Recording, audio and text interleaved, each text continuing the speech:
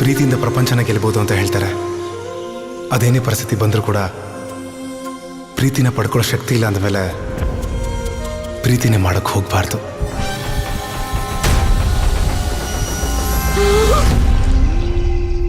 ನಿಮ್ಮ ಪ್ರೀತಿ ಪ್ರೇಮ ಪ್ರಣಯದ ಬಗ್ಗೆ ಹೇಳೋ ಇಂಟ್ರೆಸ್ಟ್ ಇದ್ರೆ ಹೇಳಿ, ಇಲ್ಲಾಂದ್ರೆ ನಂದೇ ಹಳೇ 3 ಲವ್ ಸ್ಟೋರಿ ಇದೆ, ನಾನು ಹೇಳ್ಬಿಡ್ಲಾ? ಪರವಾಗಿಲ್ಲ.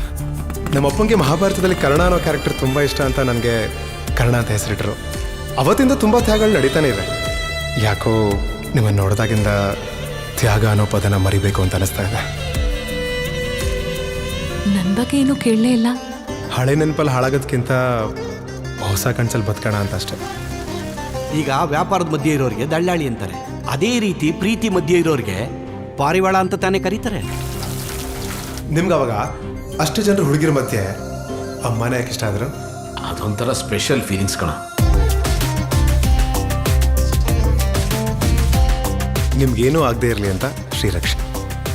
ಓ, ಶ್ರೀರಕ್ಷೆನಾ ಅಥವಾ ತಾಳಿ ಕಟ್ಟಕ್ಕೆ ಪ್ರಾಕ್ಟೀಸ್ ಮಾಡ್ತಿದ್ಯಾ?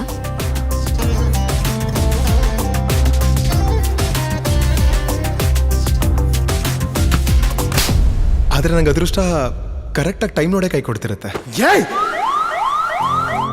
ಅದೆಂಥ ಟೈಮ್ ಬಂದರೂ ನೀನನ್ನು ಬಿಟ್ಟು ಹೋಗಲ್ಲ ಅಲ್ವಾ?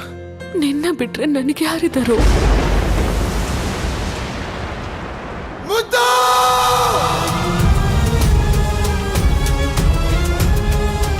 ಅವಳು ಪ್ರೀತಿಗಿಂತ ನಿನ್ನ ಬ್ಯಾಕ್ಗ್ರೌಂಡ್ ನೋಡಿದಳಷ್ಟೇ. ಯಾರ್ದೋ ತಪ್ಪಿಗೆ ನಾನೇ ತಪ್ಪು ಮಾಡ್ಬಿಟ್ಟೆ ಅಂಕಲ್. ಡಿಸ್ಚಾರ್ಜ್ ಒಂದು ರಿಕ್ವೆಸ್ಟ್ ಮಾಡೋದಕ್ಕೆ ಸಾಧ್ಯನೇ ಇಲ್ಲ. ನೀವು ಗುಡ್ತಿರೋ ರೈಟ್ಸ್ ಇರೋದಕ್ಕೆ ನೀವೇನ್ ಬೇಕಾದ್ರೂ ಮಾಡ್ಬೋದಾ? ಇಷ್ಟಪಟ್ಟೆ ಅನ್ನೋ ಒಂದೇ ಒಂದು ಕಾರಣಕ್ಕೆ ಕಣ್ಣಲ್ಲಿ ಕಣ್ಣಿಟ್ಟು ನೋಡ್ಕೋತಿದ್ಯಲ್ಲ. ಪ್ರೀತಿ ಡ್ಯಾಡ್ ಅವಳು.